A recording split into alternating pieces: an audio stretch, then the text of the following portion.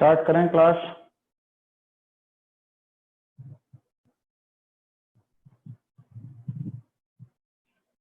हाँ sir, start करिए sir. Okay, सो evening everyone.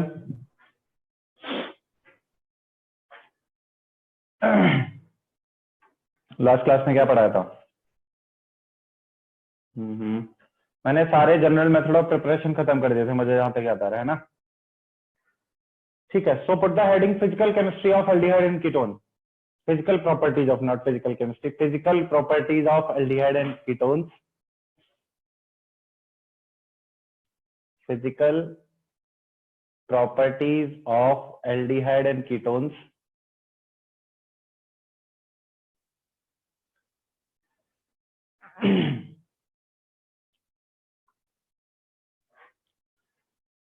तो कुछ खास खास बातें इसमें देखेंगे, तो बोर्ड पर देखो जरा। अगर मैं सबसे पहले बॉइलिंग पॉइंट की बात करूं, तो मान लो अभी मैं सेम मॉलिक्यूलर मास मान के चल रहा हूं सब में। तो सेम मॉलिक्यूलर मास में सबसे ज्यादा बॉइलिंग पॉइंट हम मान के चलते हैं अल्कोहल का, जितने फंक्शनल ग्रुप अब तक हमने पढ़े। And you know the logic, this is because of extensive hydrogen bonding formed by alcohol. इसके बाद होता है कीटोन का, उसके बाद होता है एल्डिहाइड का बॉइलिंग पॉइंट, उसके बाद होता है ईथर का, और उसके बाद आते हैं नॉर्मल हाइड्रोकार्बन आरएच अल्केन। एक एक का एक्सप्लेनेशन देता हूं। जैसे इसके केस में तो हाइड्रोजन बॉन्डिंग है, बाकी के केस में तो हाइड्रोजन बॉन्डिंग है ही नहीं, FON से कनेक्टेड हाइड्रोजन होना चाहिए। अब अगर मैं इसमें और इसमें कंपेयर करूंगा, तो आप कीटोन को बना लो और एक बार एल्डिहाइड को बना लो। अगर मैं इनका डायपोल मूवमेंट कंपेयर करूं, तो इसमें एक वेक्टर इधर से आएगा और एक वेक्टर इधर से आएगा, और दोनों का रिजल्टेंट ऊपर की तरफ होगा, जबकि इसमें सिर्फ एक ही वेक्टर आएगा। हाइड्रोजन का तो प्लस आई माइनस आई कुछ नहीं मानते हम लोग, तो इसका रिजल्टेंट ऊपर की तरफ सिर्फ एक तरफ से आएगा, है ना। अब ऊपर की तरफ नहीं होगा बहुत ज्यादा शॉर्ट, क्योंकि यहाँ कैंसिल नहीं होगा, तो थोड़ा बहुत इधर की तरफ होगा, है ना। मैं ये कह सकता हूं कि ये दो वेक्टर का रिजल्टेंट है, यहाँ सिर्फ एक ही वेक्टर है, तो इसका म्यू ज्यादा होगा आइडेंटिकल ग्रुप्स में। तो कीटोन में दो वेक्टर के एडिशन की वजह से कीटोन का डायपोल मोमेंट एल्डिहाइड से ऑलवेज ज्यादा होता है। और अगर ये म्यू का रिलेशन है, तो हम जानते हैं कि mu is directly proportional to boiling point. इस वजह से कीटोन का बॉइलिंग पॉइंट ज्यादा होता है as compare to aldehyde of same molecular mass. ठीक, लेकिन अगर मान लो मॉलिक्यूलर मास चेंज कर दिया जाए, या सबसे पहले मैं तुमसे पूछता हूं कि एक बार HC डबल बॉन्डो H हो, एक बार CH3C डबल बॉन्डो H हो, और एक बार CH3C डबल बॉन्डो CH3 हो। इसमें अगर कंपैरिजन करने को बोलूंगा, तो मैं पहली बात तो मॉलिक्यूलर मास से कंपैरिजन करके बोल दूंगा कि ये बॉइलिंग पॉइंट का रिलेशन होगा। Even this is also the relation for dipole moment. इसमें एक भी वेक्टर नहीं होगा, सिर्फ C डबल बॉन्डो का वेक्टर होगा। इसमें C डबल बॉन्डो के वेक्टर को सपोर्ट करने के लिए CH3 का वेक्टर होगा, और इसमें दोनों तरफ से वेक्टर होंगे, तो इसका डायपोल मोमेंट मैक्सिमम होगा। ठीक है, इतनी सी बात हमें समझ में आ रही होगी बहुत अच्छे से। ये लिखो जरा,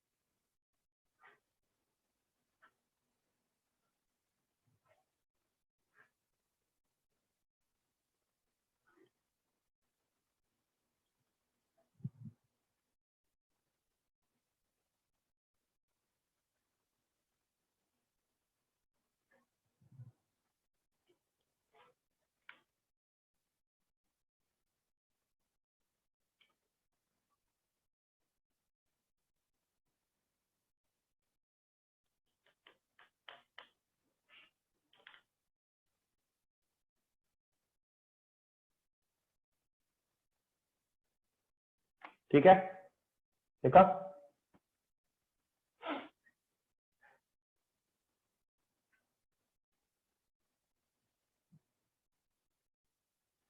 ये तो पता होगा ना कि म्यू ज्यादा होता है तो बॉइलिंग पॉइंट कहाँ ज्यादा होता है। अगर मान लो म्यू ज्यादा है तो उसमें डेल्टा प्लस डेल्टा माइनस बन सकते हैं, दूसरे वाले मॉलिक्यूल में भी डेल्टा प्लस और डेल्टा माइनस बन सकते हैं। तो इन दोनों में फोर्स ऑफ अट्रैक्शन ज्यादा होगा, तो जितना डायपोल मूवमेंट ज्यादा है उतना दो सिमिलर मॉलिक्यूल्स में फोर्स ऑफ अट्रैक्शन ज्यादा होगा एंड सिमिलरली बॉइलिंग पॉइंट ज्यादा होगा। मिटा दूं इसको। देखो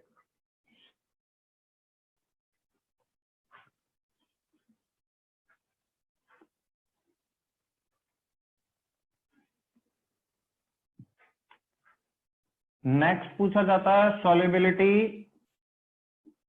तो सॉल्युबिलिटी मतलब पानी में घुलेगा कि नहीं घुलेगा। तो देखो इसमें point, aldehyde and ketones are soluble in water because they are polar in nature. Aldehyde and ketones are polar in nature, that's why soluble in water.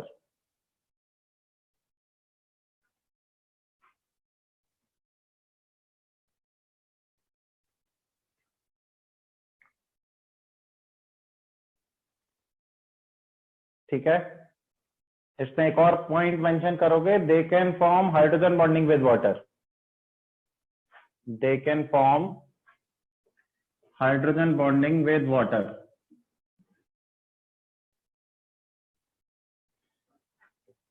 सबसे पहला पॉइंट इधर देखें, लिख लो।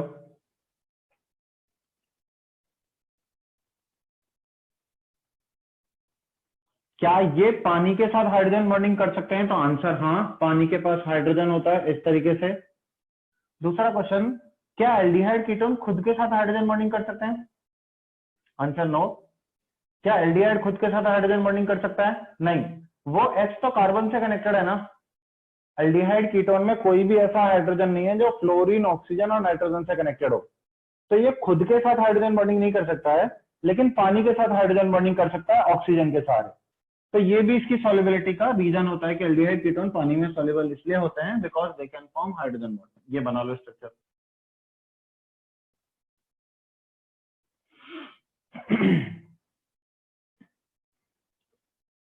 अब इसमें जितना R पार्ट पढ़ाओगे उतना ज्यादा हाइड्रोफोबिक कैरेक्टर बढ़ेगा, हाइड्रोफोबिक कैरेक्टर इंक्रीज होगा, और जितना ज्यादा हाइड्रोफोबिक कैरेक्टर इंक्रीज होगा उतना ज्यादा सॉल्युबिलिटी कम होगी। ऐसा हम लोगों ने अल्केन में देखा है। सुनो जरा बात, जैसे जैसे चेन बढ़ती जाती है वैसे वैसे सॉल्युबिलिटी कम होती जाती है, क्योंकि अल्केन तो हाइड्रोफोबिक होते हैं। ये तो हमने 10th क्लास में जो सोप पढ़ते हैं ना, वहां पढ़ लिया होगा ना कि आर का जो पार्ट होता है that is hydrophobic in nature. तो जितना ज्यादा इस आर की लेंथ को मैं इंक्रीज करूंगा, यानी इसमें नंबर ऑफ कार्बन इंक्रीज करूंगा, उतना ज्यादा हाइड्रोफोबिक कैरेक्टर होगा, उतना कम सॉल्युबिलिटी होगी। राइट, लिखो।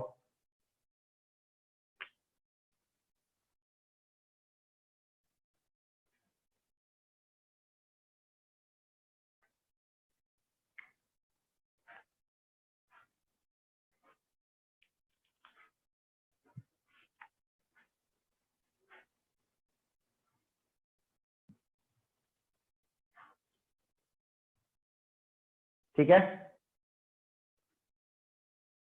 नेक्स्ट पॉइंट डालो, थर्ड पॉइंट या जो भी स्टार पॉइंट लिखेंगे। Formaldehyde exist in gas phase.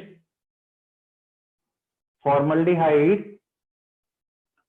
Exist in gas phase, bracket में लिखोगे स्ट्रॉन्ग पंजेंट स्मेल, बहुत गंदी बदबू होती है। Strong pungent smell, comma, next 10 aldehydes are liquid in state. Next 10 aldehydes are found in liquid state and remaining solid state. And remaining solid state.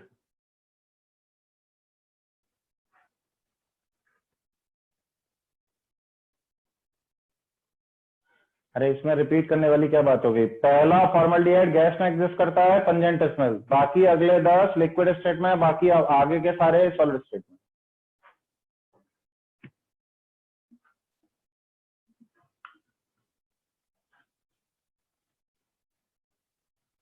Next point लिखेंगे 40% HCHO solution in water is called formalin. Formalin का नाम सुना तुम लोगों ने? मतलब जो dead body वगैरह होती है ना, उनको किसी सोल्यूशन में डाल के प्रिजर्व रखते हैं बहुत लॉन्ग टाइम तक, तो पानी में 40% फॉर्मल्डिहाइड ऐड करो, फॉर्मेलिन बन जाता है, which is used for the preservation of biological specimen. तो लिख लो पॉइंट, मैं खुद से लिखा देता हूं। 40% HCHO solution is called as formalin. 40% HCHO solution is called as formalin, and it is used to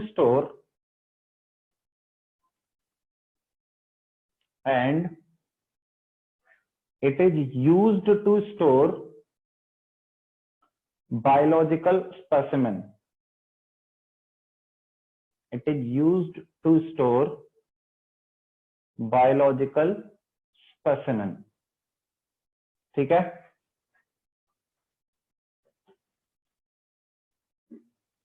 अब आते हैं कीटोन के बारे में। तो कीटोन में पहला मेंबर कौन सा होता है? एसीटोन। कीटोन 3 कार्बन से शुरू हो सकता है। तो फर्स्ट मेंबर एसीटोन होता है, लिक्विड स्टेट में एग्जिस्ट करता है और इसका प्लीजेंट स्मेल होता है, यानी अच्छा लगता है स्मेल। अब कुछ पता नहीं, नेल पॉलिश रिमूवर होता है या नेल पॉलिश होता है, मेरे को इतनी नॉलेज नहीं है। उसमें से आती है ऐसी खुशबू, बदबू, खुशबू ही कहोगे, प्लीजेंट स्मेल, अच्छा लगता है। तो पर लिखो acetone found in liquid state, acetone found in liquid state and have pleasant smell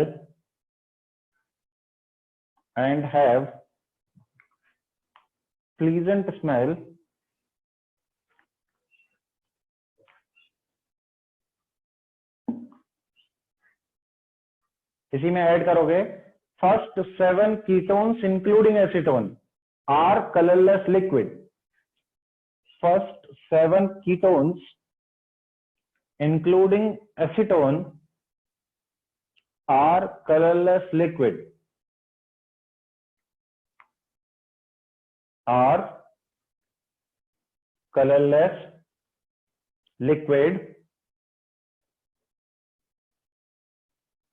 and other are colorless solid। यानी कि 8वें कीटोन से सारा सॉलिड स्टेट में एग्जिस्ट करता है।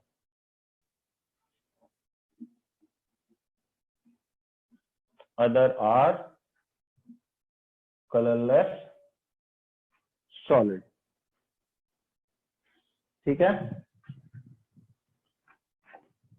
सी और क्यू देख लेते हैं। तो फिजिकल प्रॉपर्टी समझ आ गई सबको? मैं एक बार वापस से रिवाइज करा देता हूं।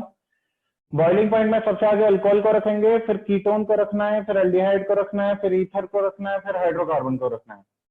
ठीक है, alcohol because of hydrogen bonding, ketone because of dipole movement, उससे कम एल्डिहाइड, उससे बेकार ईथर, और हाइड्रोकार्बन तो कुछ होता नहीं है। जैसे क्वेश्चन नंबर 15 करवा रहा हूं मैं। क्वेश्चन नंबर 15 का फर्स्ट पॉइंट है ब्यूटेनॉल और di ethyl ether, and fourth one is pentane. सबसे पहली बात तो यहां ये समझने की, इस क्वेश्चन को मैं करा रहा हूं कि ब्यूटेनॉल, अल मतलब एल्डिहाइड, यानी 4 कार्बन का aldehyde. Butanol is nothing but 4 carbon का alcohol. Diethyl ether is this and pentane is this. इन सबका आप अगर मॉलिक्यूलर वेट कैलकुलेट करोगे तो यहाँ 4 carbon 1 oxygen, 4 carbon 1 oxygen, 4 carbon 1 oxygen, 4 carbon 1 oxygen, सब जगह यही। और इनको अरेंज करना है मुझे बॉइलिंग पॉइंट में, तो इसको मान लो फर्स्ट, इसको मान लो सेकंड, इसको मान लो थर्ड, इसको मान लो फोर्थ। तो बताओ सबसे ज्यादा किसका? उंगली से बताओ सब लोग, सबसे ज्यादा किसका? थर्ड सेकेंड, फिर सबसे ज्यादा फोर्थ का पेंटेन है वो। हाँ तो उसका 4 कार्बन 1 ऑक्सीजन और 5 कार्बन का मॉलिक्यूलर वेट सेम आएगा ना, 12 इसका 16 इसका लगभग बराबर है। मिस्टर अमन हसीन, सबसे ज्यादा किसका, सबसे ज्यादा किसका, सेकेंड। उसके बाद किसका, फर्स्ट। उसके बाद किसका, थर्ड। और सबसे लास्ट में किसका, फोर्थ। क्लियर है बात सबको? तो फटाफट से नोट करो, मैं एक और क्वेश्चन लिख रहा हूं, इसका बी पार्ट।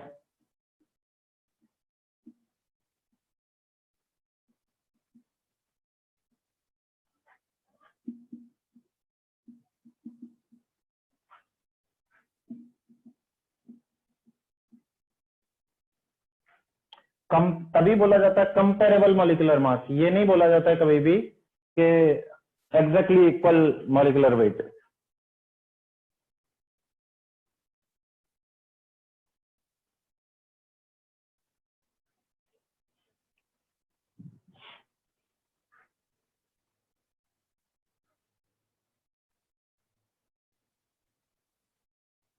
इनको और अरेंज करना है बॉइलिंग पॉइंट में।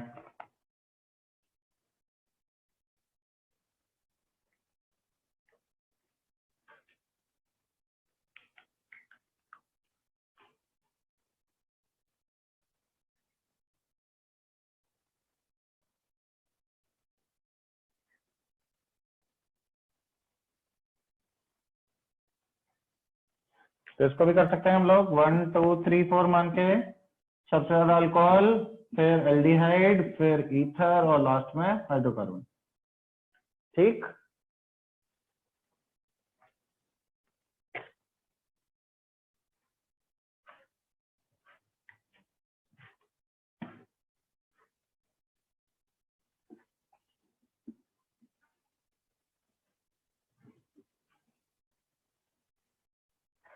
देखो नेक्स्ट क्वेश्चन क्या है।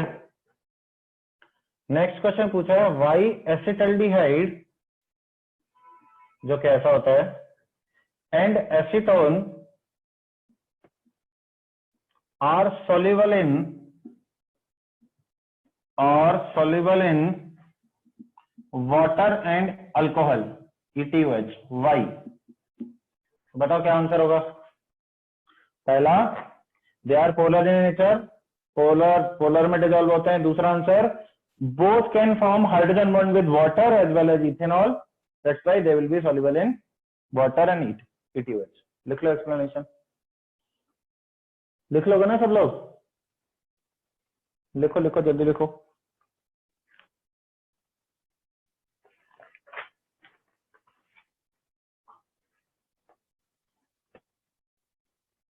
क्वेश्चन नंबर 18, बॉइलिंग पॉइंट का ऑर्डर बताना है।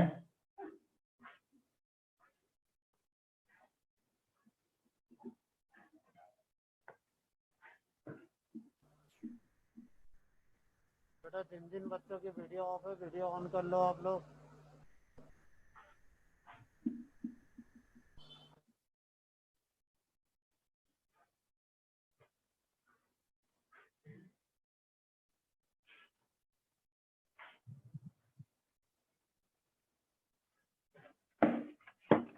क्वेश्चन नंबर 19, म्यू का ऑर्डर बताना है। Formaldehyde, acetaldehyde and acetone.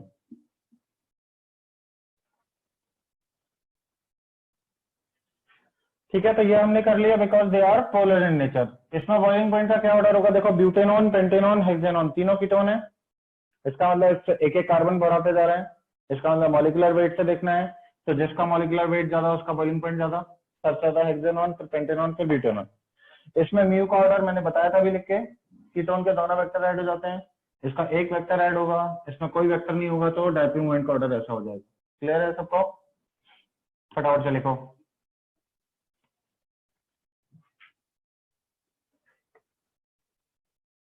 Question 20, हमें ये बताना है इनमें से मैक्सिमम डायपोल मोमेंट किसका होगा। 4 ऑप्शन हमें दिए हुए हैं।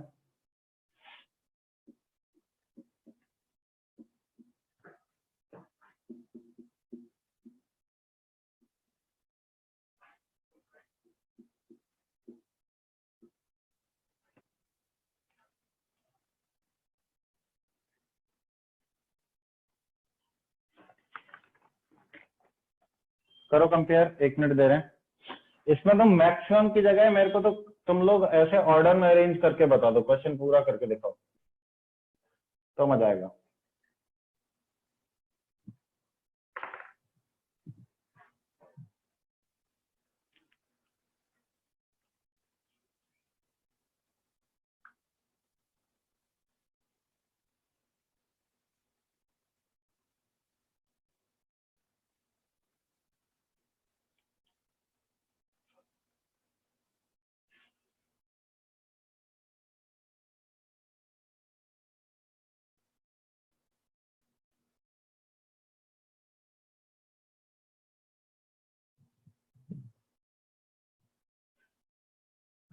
फर्स्ट का मैक्सिमम होगा, ऐसा तो बिल्कुल नहीं लग रहा मेरे को। परम मालवीय का आंसर 2143 गलत, अथर्व का आंसर सही लग रहा है मेरे को। हाथ से मत बताओ बेटा, ये 5 बैच का जो भी नाम है तुम्हारा।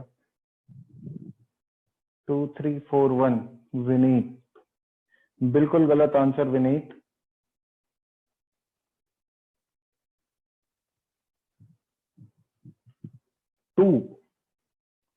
2 का मैक्सिमम होगा, 3 का मैक्सिमम। बेटा तुम लोग क्या कर रहे हो, एक छोटा सा क्वेश्चन पूछा उसमें कोई मतलब ऐसे कर रहे हो। देख लो जरा इधर देख लो, अगर अगर इसमें पूछा है तो ये बात तो साफ साफ देख के समझ में आ रही है कि माइनस प्लस में टूट के रहेगा, बिकॉज नीचे वाला पार्ट एरोमेटिक बनने वाला है ना। और ये वाला बिल्कुल भी माइनस प्लस में टूट के नहीं रहेगा, क्योंकि ये तो एंटी एरोमेटिक बन जाएगा इससे 4 पाई इलेक्ट्रॉन के साथ। तो ये बताओ, जब अगर ये माइनस प्लस में ही टूट गया, how we define mu? Mu is equal to charge into distance.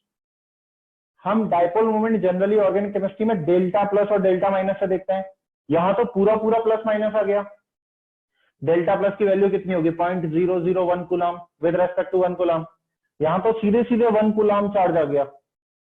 तो मैं कह सकता हूं सबसे ज्यादा डाइपोल मोमेंट तो इसी का होने वाला है, फोर्थ का, जिसमें पूरा पूरा प्लस माइनस चार्ज टूट रहा है। जो आयनिक कंपाउंड बन गया जिसमें माइनस प्लस का सेपरेशन हो गया, उसका तो म्यू मैक्सिमम हो जाएगा। तो मैं फोर्थ को तो सबसे आगे रखने वाला हूं और सेकंड को सबसे पीछे रखने वाला हूं, क्योंकि उसमें तो कतई नहीं टूटेगा माइनस प्लस में, बिल्कुल नहीं पोलराइजेशन होने देगा वो।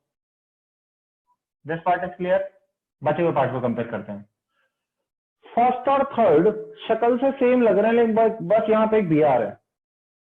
यानी कि मैं कह सकता हूं due to electronegativity of oxygen atom, इसका डाइपोल मोमेंट ऊपर की तरफ होगा इंडक्टिव इफेक्ट की वजह से। इसका भी डाइपोल मोमेंट ऊपर की तरफ होगा। अब अगर इसको बनाओगे तुम लोग, यहाँ पे बी आर ऐसे लगा हुआ है, तो ये वेक्टर ऐसे करके जो जाएगा, तो इसके कुछ ना कुछ वर्टिकल कंपोनेंट को कैंसिल ही करेगा। यानी कि इन दोनों में कंपेयर करोगे तो मैं बोल सकता हूं कि यहाँ पे 1 होगा और यहाँ पे 3 होगा। आ रही मेरी बात समझ में सब लोगों को? तो मुझसे मैक्सिमम पूछा गया था, वो तो मैं बहुत आसानी से आंसर कर सकता हूँ कि फोर्थ का ज्यादा होगा। ये भी समझ में आना चाहिए कि सेकंड का कम होगा। ये दोनों बीच में आएंगे, इसमें वेक्टर कैंसिलेशन हो रहे हैं, इसलिए 1 ज्यादा 3 कम। ठीक, लिखिए इसको।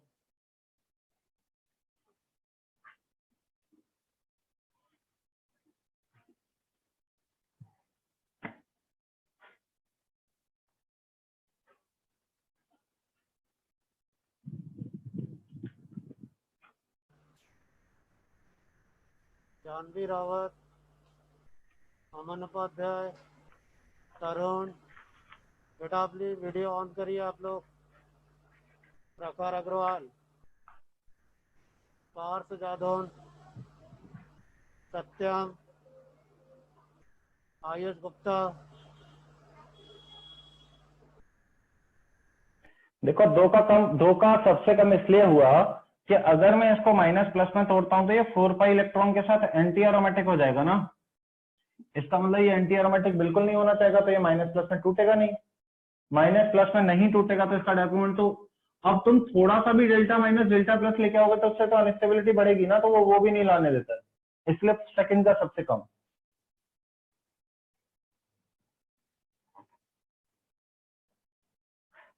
ठीक है, ये बात मिटा दिया जाए इसको। ओके, अब वो चीज शुरू होने वाली है जिसका मैं खुद इंतजार कर रहा था इस चैप्टर में, that is chemical reactions of aldehyde and ketone.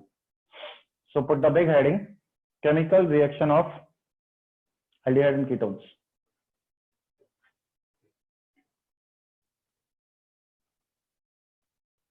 Chemical reactions of aldehyde ketone, CC, जो आपको हेडिंग डालनी है।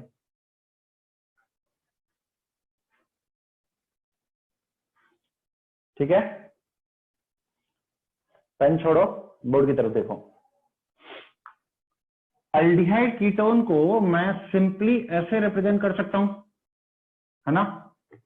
और मैंने बहुत पहले एचसी में आप लोगों को एक बहुत छोटा सा क्लासिफिकेशन दिया था, बताता हूं क्या क्लासिफिकेशन दिया था कि भाई एडिशन रिएक्शन 3 टाइप की होती हैं। एक होती है इलेक्ट्रोफिलिक एडिशन रिएक्शन, एक होती है न्यूक्लियोफिलिक एडिशन रिएक्शन, एक होती है फ्री रेडिकल एडिशन रिएक्शन।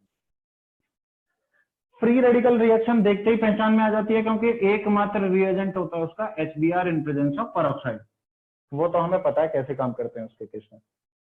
ये जो इलेक्ट्रोफिलिक एडिशन रिएक्शन होती है इसमें हमने बहुत सारी रिएक्शन पढ़ी थी अल्कीन के साथ, HBr, X2, X1X2, HOX का एडिशन, है ना, वाटर का एडिशन, एडिशन ऑन 1,3-बीटाडाइन, ऐसा बहुत कुछ पढ़ा था।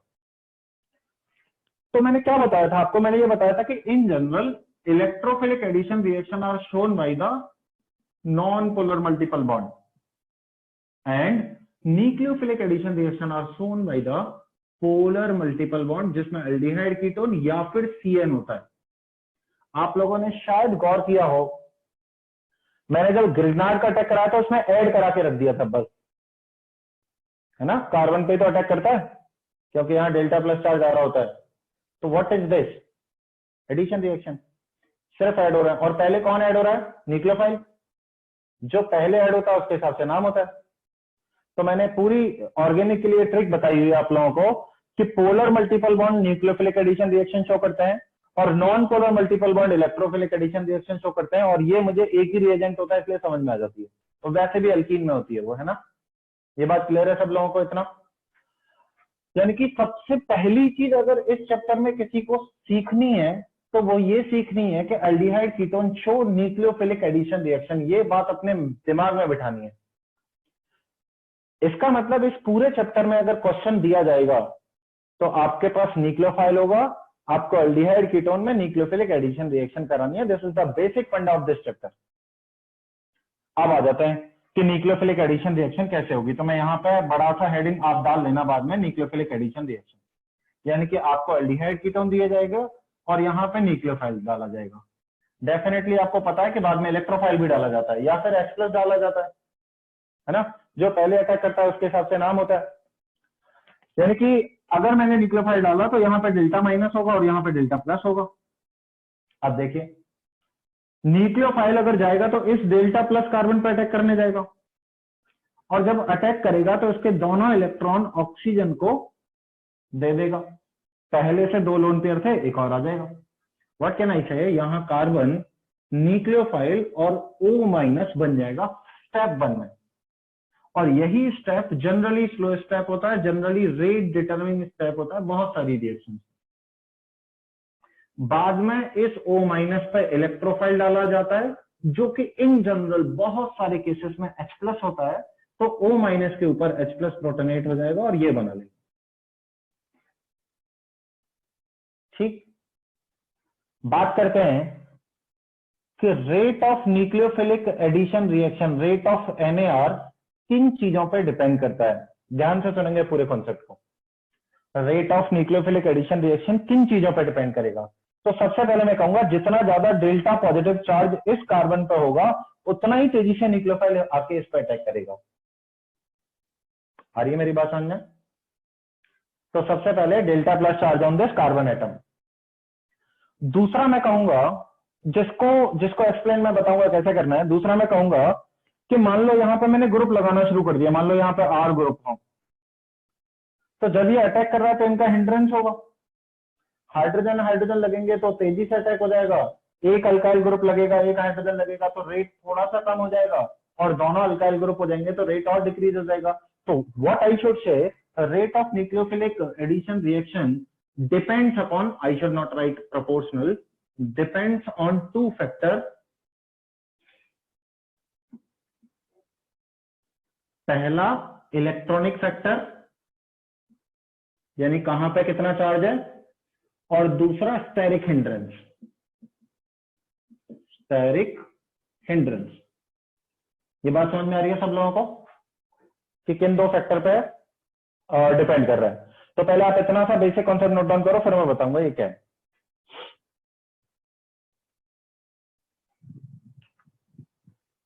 इसको आप कहीं बॉक्स में बंद करके लिख लोगे कि we will always go with nucleophilic addition reaction with aldehyde and ketone.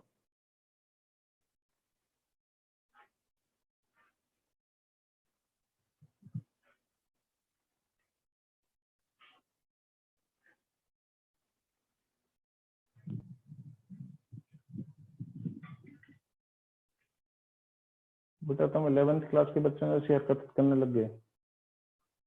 42 SMS। चलो ठीक है, आंसर बताए थे। ओके,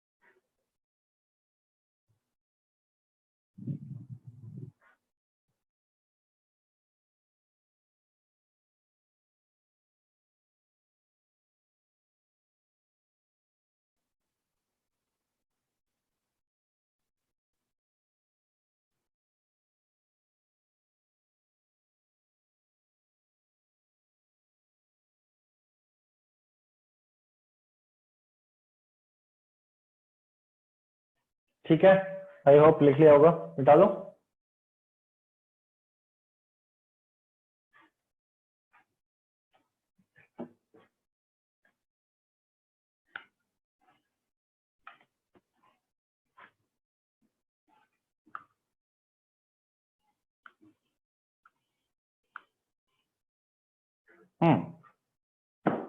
देखो जरा बोर्ड की तरफ।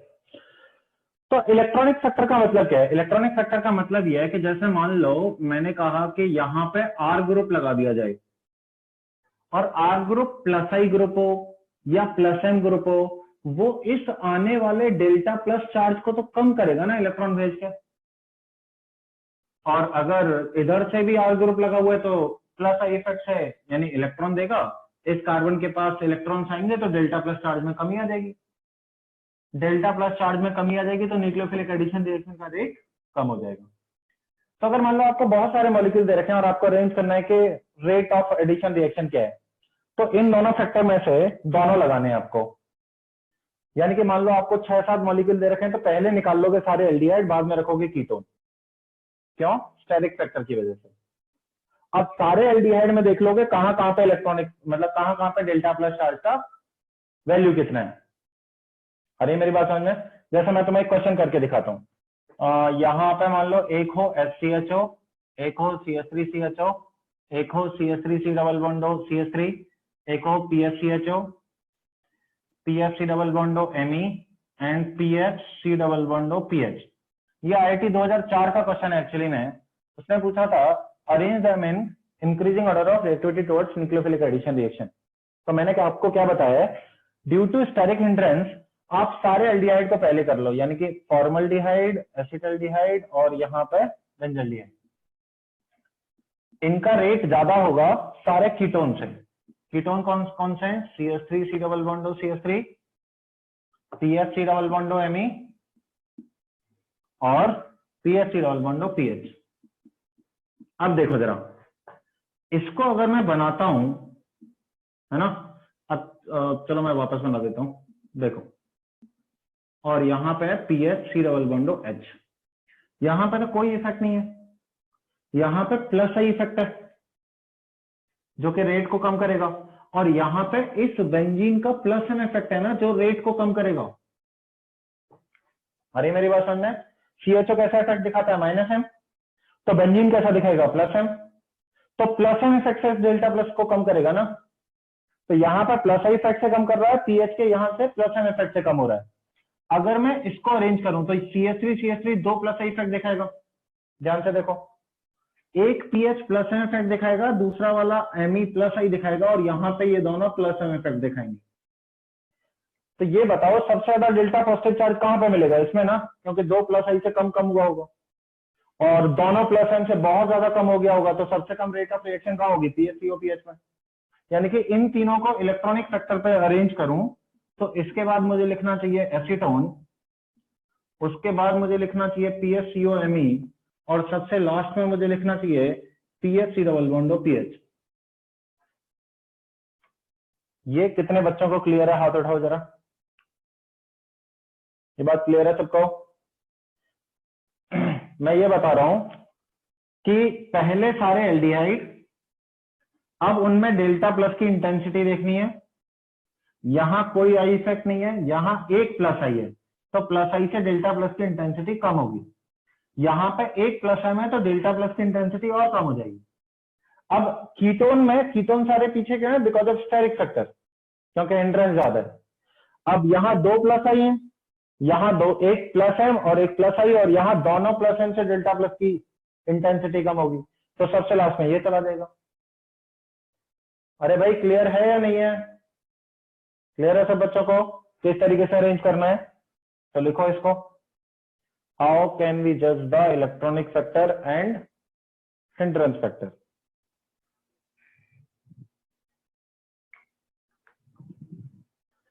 इस पूरी बात से एक चीज कंक्लूड कर सकता हूं मैं, वो चीज ये है कि जब भी मुझे कोई केमिकल रिएक्शन दी जाएगी और उसमें दोनों मॉलिक्यूल प्रेजेंट हो, आप लोग लिखते रहिए, अगर उसमें दोनों मॉलिक्यूल प्रेजेंट हो, कौन कौन से, मान लो उसमें एल्डिहाइड फंक्शनल ग्रुप भी है और कीटोन फंक्शनल ग्रुप भी है, तो आप सबसे पहले एल्डिहाइड पे जाके रिएक्शन कराने वाले हो।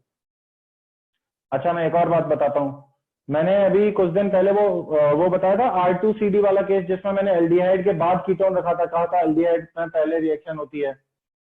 उसका लॉजिक ये है, सबसे ज्यादा COCl में रिएक्शन होती है, फिर एल्डिहाइड होता था, फिर कीटोन होता था, याद है वो?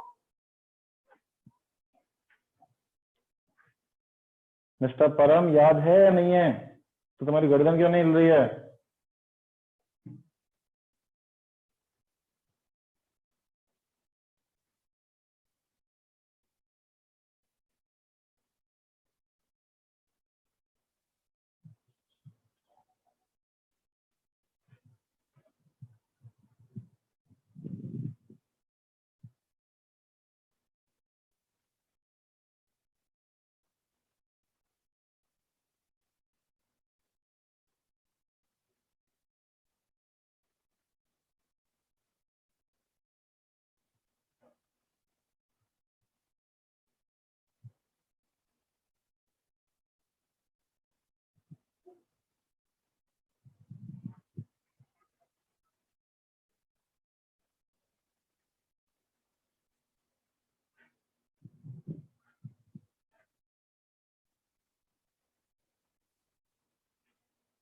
लिखा?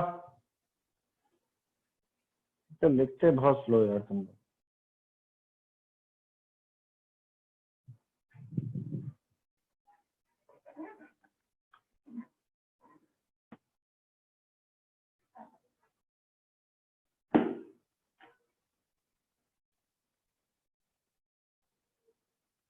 मिटा दो।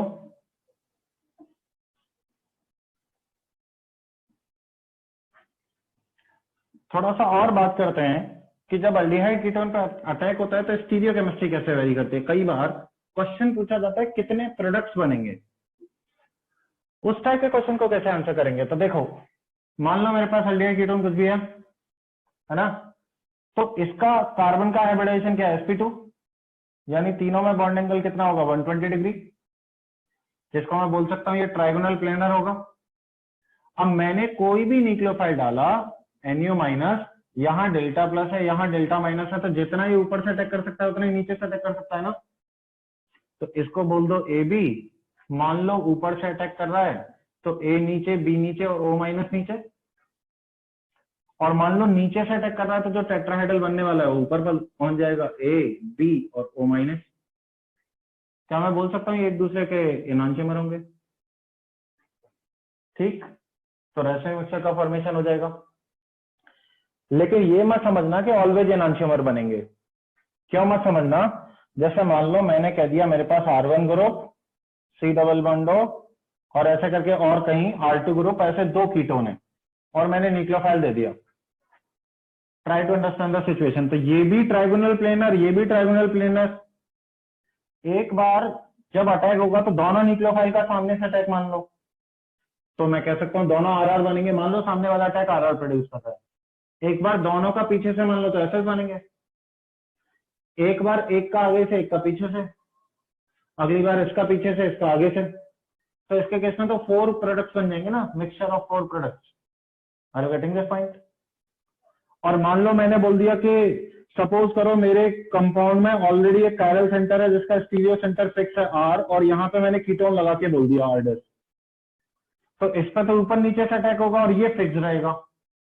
ये फिक्स है, इसका ऊपर नीचे से अटैक है, यानी ये R रहेगा, ये R दूसरा वाला है, मान लो S मान लो, ये S रहेगा। एक बार जब ऊपर से अटैक S मान लो, नीचे से अटैक R मान लो, तो ये तो यहाँ तो डायस्टेरियोमर प्रोड्यूस कर देगा ना। ये मैंने तीनों केस इसलिए बता दिए हैं आपको क्योंकि जनरली इससे लोग समझते हैं हमेशा एनांशियोमर बनेंगे। This is not the case, it depends upon the question. अगर कोई कायरल सेंटर नहीं है, अल्डिहाइड कीटोन अनसिमेट्रिकल है, एनांशियोमर 2 है, 4। अगर दोनों तरफ सिमेट्री होती तो 3, क्योंकि SR और RS सेम हो जाता। और एक कायरल सेंटर है विच इज फिक्स्ड, ऊपर नीचे से अटैक हो रहा है, तो 2 विच आर डायस्टेरियोमर। स्टीरियोकेमिस्ट्री वाला फंडा क्लियर? नोट करिए।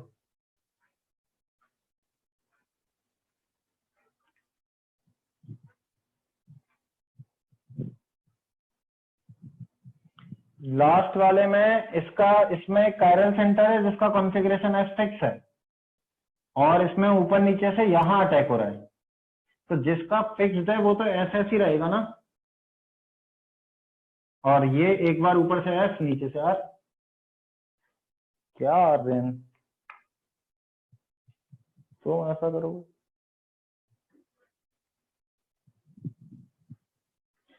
सुधर जाओ बेटा, वैक्सीन बन चुकी है, सब लोगों ने न्यूज पढ़ ली होगी आई होप। तो आईटी अब ज्यादा दूर नहीं है।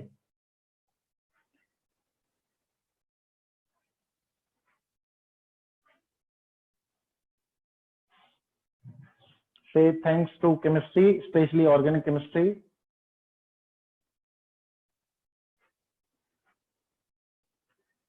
किसने बनाई? मैंने नहीं बनाई।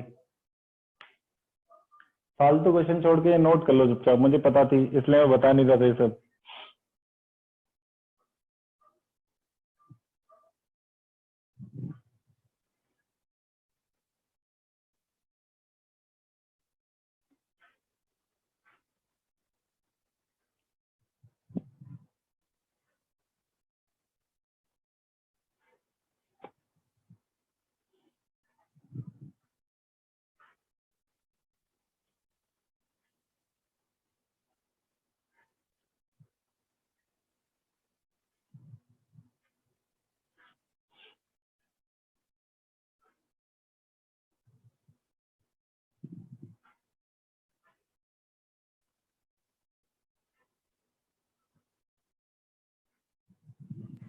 हो गया है?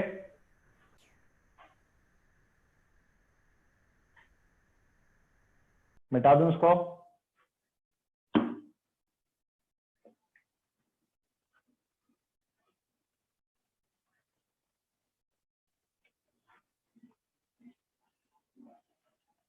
सुनिए,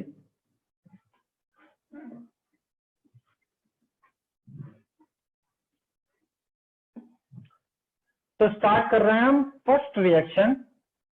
बहुत सिंपल रिएक्शन है, बट नाम उसका डिफिकल्ट सा लगता है, पता नहीं ऐसा लगता है क्या रिएक्शन है।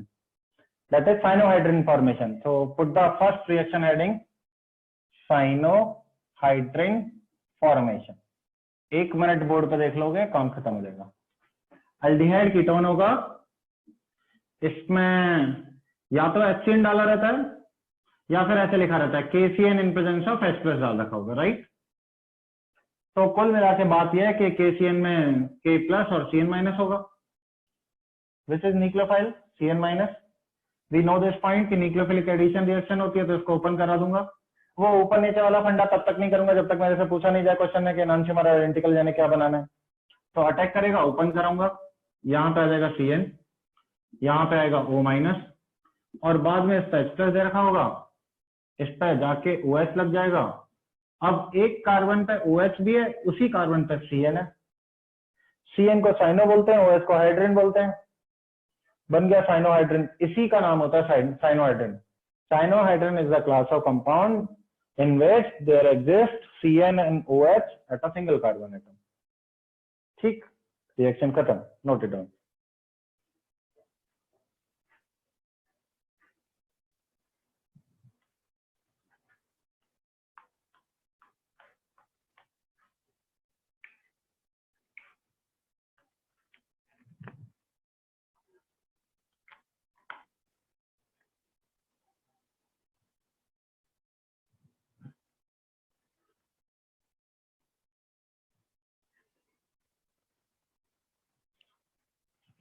HY नॉट U, हाइड्रिन बोलते रहो मैं सर, नॉट हुड्रिन, साइनोहाइड्रिन।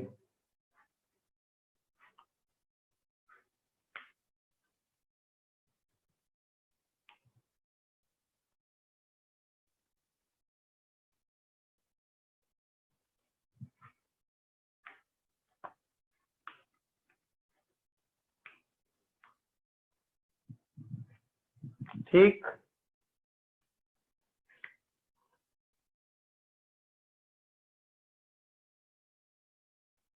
ठीक है विनीत,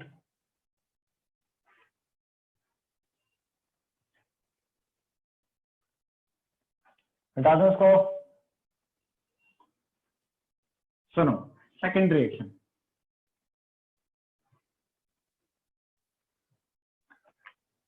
सेकंड रिएक्शन जिसके सारे ये पूरा चैप्टर टिका हुआ है, दैट इज अल्डोल कंडेंसेशन। मुझे आप लोगों का 5 मिनट पूरा अटेंशन चाहिए, क्योंकि कम से कम 10-12 रिएक्शन लगभग ऐसी आई और ऐसा ही सोचना है। तो देखो क्या है अल्डोल कंडेंसेशन। तो अल्डोल वर्ड इसलिए यूज होता था क्योंकि स्टार्टिंग मटेरियल एल्डिहाइड होता था। अगर स्टार्टिंग मटेरियल कीटोन है तो उसको बोलते थे कीटोल कंडेंसेशन। आजकल ऐसा कुछ नहीं मानते हैं, कुछ भी हो सबको अल्डोल कंडेंसेशन मानते हैं। ठीक, कंडेंसेशन का मतलब होता है उसमें से वाटर, अमोनिया या फिर HCl जैसे स्मॉलर मॉलिक्यूलर मास के एलिमिनेशन हो जाए, वो बाहर निकल जाए। लेकिन अभी इस पूरे चैप्टर में सिर्फ पानी ही बाहर निकलेगा। तो कंडेंसेशन मतलब होता है पानी बाहर निकालना, ये तो जानते ही हो। ठीक, होगा क्या, मुझे यहाँ पे कुछ भी एल्डिहाइड कीटोन दे रखा होगा, जैसे सपोज करो RC++ और इसका रिएजेंट होता है NaOH in presence of heat, या फिर सीधे सीधे लिख देते हैं लोग OH- in presence of heat, KOH in presence of heat. तो OH- in presence of heat अगर है तो ही इसको मैं कंडेंसेशन बोलूंगा। अगर हीट नहीं है तो रिएक्शन का नाम हो जाता है aldol reaction, not condensation. Condensation कब कहना है, जब हीट लिखा हो। वरना बिना हीट के आप कंडेंसेशन नहीं करोगे। ठीक, तो मुझे पूछा जाएगा कि बताओ इसका प्रोडक्ट क्या होगा। एक और शर्त इसकी, मस्ट हैव अल्फा हाइड्रोजन। अगर अल्फा हाइड्रोजन नहीं हुए तो अल्डोल कंडेंसेशन नहीं होता है, कुछ और हो जाता है। क्या और हो जाता है, इस चैप्टर की तीसरी रिएक्शन हो जाती है। तो अगर अल्फा हाइड्रोजन नहीं होंगे तो थर्ड रिएक्शन होगी, वरना तो अल्डोल कंडेंसेशन करा नहीं। अल्फा हाइड्रोजन मतलब इसके साइड वाला कार्बन अल्फा कार्बन होता है, इस पर कोई ना कोई हाइड्रोजन जरूर होना चाहिए।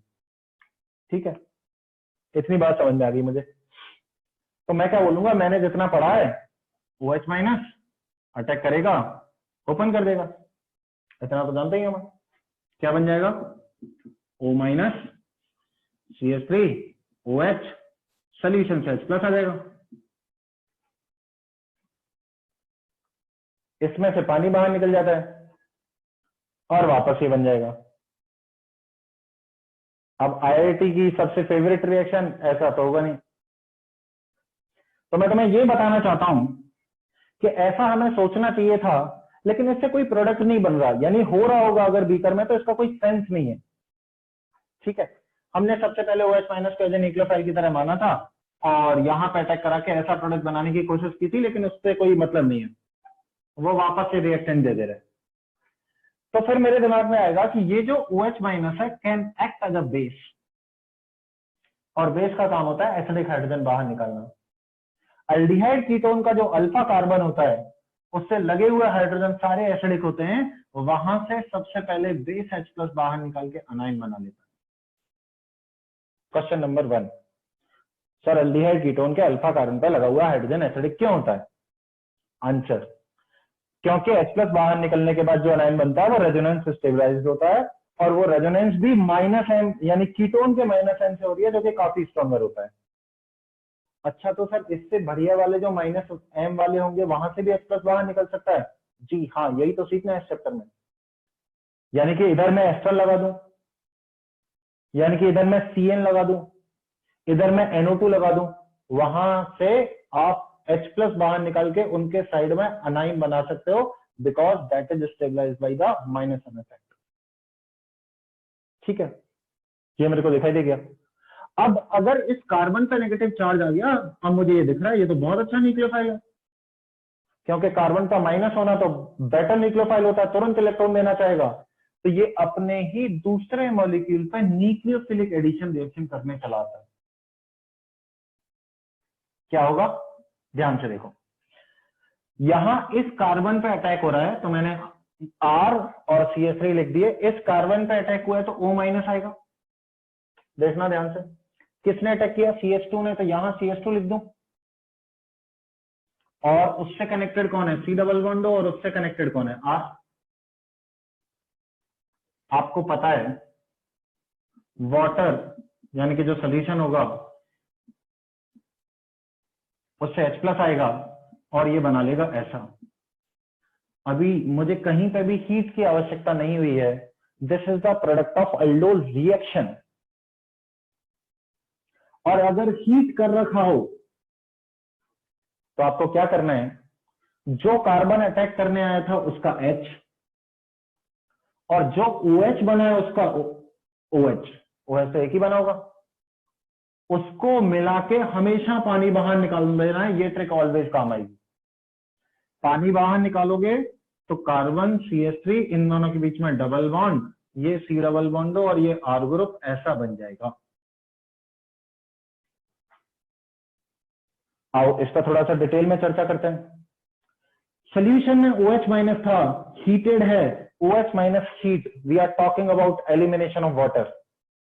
Either it should be done via mechanism E1, E2 और E1 CV। E1 और E2 दोनों में बढ़िया लीविंग ग्रुप होते हैं।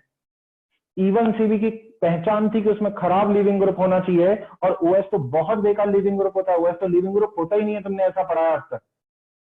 तो ये पूरा प्रोसीजर कैसे हो रहा होगा कि OH माइनस फिर से E1 CV में क्या होता था, सबसे पहले H प्लस बाहर निकल जाता था, तो OH माइनस यहां से H प्लस बाहर निकालेगा, बिकॉज मुझे अनाइन की स्टेबिलिटी चाहिए। I follow Hofmann elimination. अब ये बात उन्हीं लोगों को समझ में आएगी जो रिवाइज करके बैठे हैं, I guarantee that. Hofmann elimination की बात ये थी कि एनाइन स्टेबल होना चाहिए, इसलिए मैं एनाइन यहां बनाऊंगा, because again it is resonance stabilise. इसलिए मैं अपनी ट्रिक की 100% गारंटी ले सकता हूं कि यहीं से एच बाहर निकलेगा।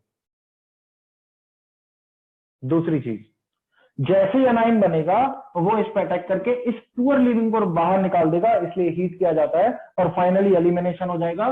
तो कोई आपसे पूछे किस मैकेनिज्म के थ्रू, तो आप तुरंत आंसर दोगे वाई E1CV मैकेनिज्म। ठीक है, तो कैसे कराना है? अल्फा हाइड्रोजन बाहर निकाल के एनाइन बनाना है और उस एनाइन का उसी पर अटैक करा के न्यूक्लियोफिलिक एडिशन रिएक्शन करा देंगे, वो बन गया अल्डोल रिएक्शन का प्रोडक्ट। और जो कार्बन अटैक करने आया था उसका अगर हाइड्रोजन है, जो कि होता ही है, H लेके OH इसका लेके पानी बाहर निकाल के अल्कीन बना देंगे। ठीक, ये बात समझ में आ रही है? अगर आप अल्डोल के प्रोडक्ट को कभी ध्यान से देखोगे तो अल्डिहाइड कीटोन के अल्फा और बीटा के बीच में हमेशा अल्कीन बनेगी, इसीलिए इसके प्रोडक्ट को बोलते हैं alpha beta unsaturated carbonyl compound. Carbonyl compound का मतलब होता है या तो एल्डिहाइड या फिर ketone. Alpha beta unsaturated carbonyl compound. ठीक है, अभी मैं इसकी ट्रिक बिल्कुल नहीं बताऊंगा कि इसको शॉर्ट में कैसे करना है, जो और ना ही आपको ट्रिक से करना है। जब भी कोई भी क्वेश्चन आए, you have to write whole mechanism, पूरी मैकेनिज्म लिखनी है, ये हमें इस चैप्टर में सीखना है। ठीक है, तो पहला इतना नोट करिए आप अच्छे से, फिर हम इसके आगे बढ़ते हैं।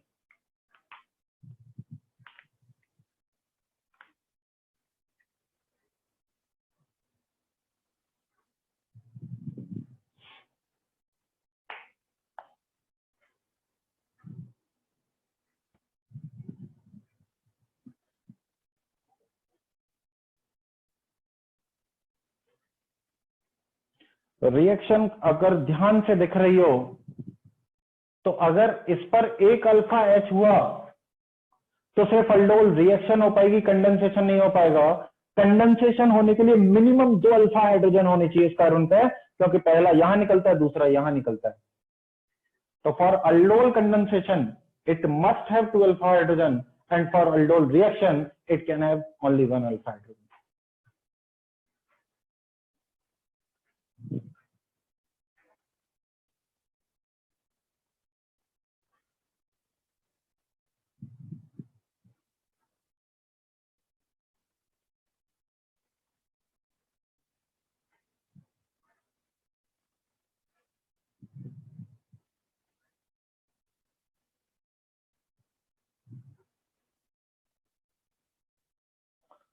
आर ग्रुप में कहीं अल्कीन हो तो NaOH1 इक्विवेलेंट डाला हो तो क्या करेंगे?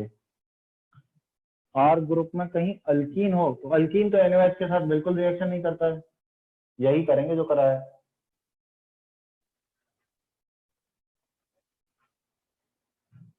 अल्कीन पर न्यूक्लियोफाइल थोड़ी जाता है, अभी तो बताया था, अल्कीन पर तो इलेक्ट्रोफाइल चले जाता है।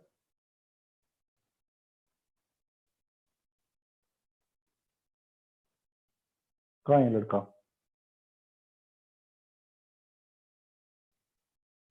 स्टेप खैर, समझ आ गया?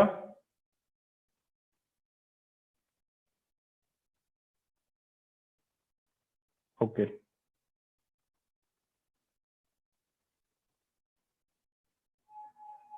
कितने बच्चों को ये मैकेनिज्म अच्छे से समझ में आ गई? हाथ उठाइए जरा।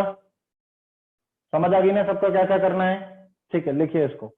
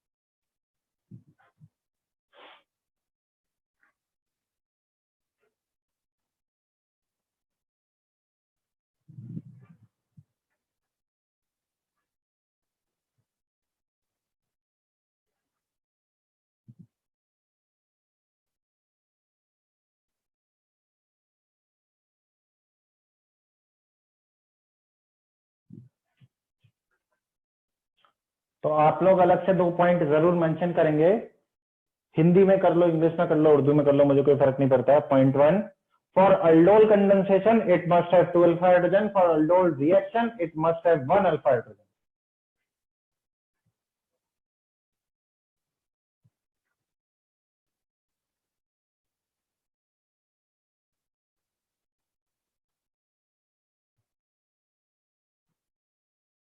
देखो ये जो ऐसे क्वेश्चन पूछते हैं, सर इस O माइनस में H प्लस कहां से आया, सोल्यूशन तो बेसिक है बेटा, कभी लैब गए हो? यहां पे ये जो NaOH का सोल्यूशन डाला जाता है ये 100% कंसंट्रेशन का थोड़ी है, इसकी कॉन्सेंट्रेशन होती है मुश्किल से मुश्किल 10% या 20% कॉन्सेंट्रेशन। 80% बाल्टी भर के पानी है, उस पानी से इस बेचारे को H प्लस मिला। और मैं बहुत पहले बता चुका था, ऑर्गेनिक केमिस्ट्री में पानी एज ए मान लेते हैं और H प्लस ले लेते हैं।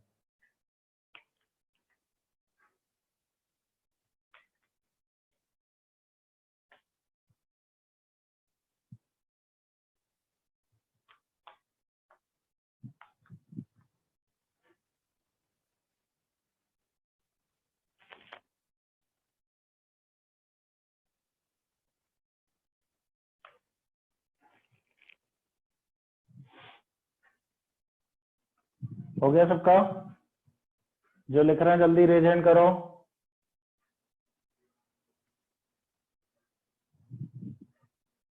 ठीक है,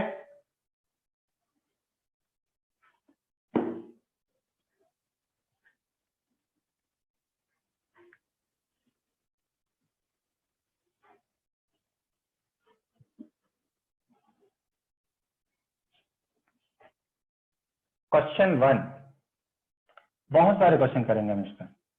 सबसे पहला बहुत बेसिक क्वेश्चन है कि एसीटोन अगर दिया है, OH minus in presence of heat है, आप पुराना मैकेन देखोगे नहीं, खुद से इसका पूरा फाइनल आंसर लिखने की कोशिश करो विद मैकेन। करो जल्दी से, टाइम 1 मिनट।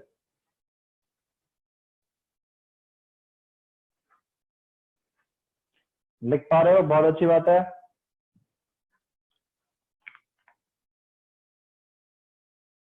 नहीं लिख पा रहे तो शर्म आनी चाहिए खुद पे।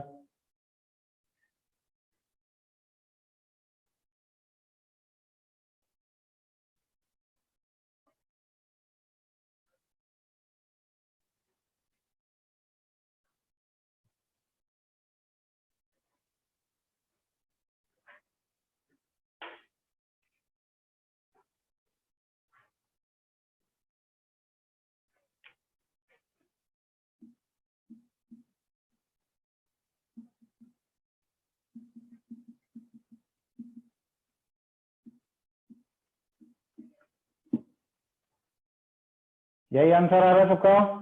बोर्ड पे मैच करो।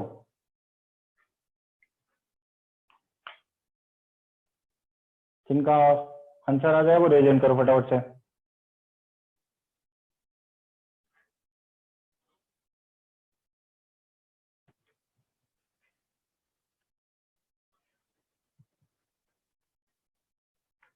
पहले एनाइन बनाओगे, उस एनाइन को वापस अटैक करोगे, वो माइनस प्लस लेके आओगे, पानी बाहर निकालोगे, आपको ये दिखेगा। आपका ऐसे वर्टिकल बन रहा होगा, हॉरिजॉन्टली देख लो। टाइम हो चुका है, आप ये बना लेना, otherwise I will discuss the mechanism in the next class. Host में कौन है?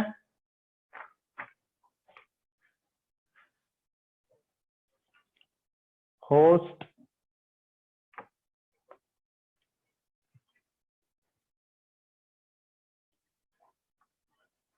अरे होस्ट अनम्यूट करो जरा। हाँ सर। क्वेश्चन नंबर बताऊं? हाँ 1 मिनट सर। 15, हाँ लिख दे रहा हूँ। 16, जी 18, 19, 20, बस इतना ही करा।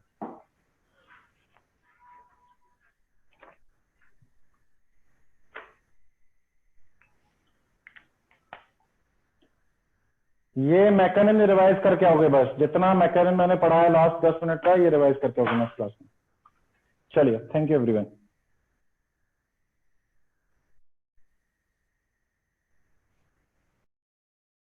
अतुलांश चौबे ने यस सर बोला है, अच्छी बात है।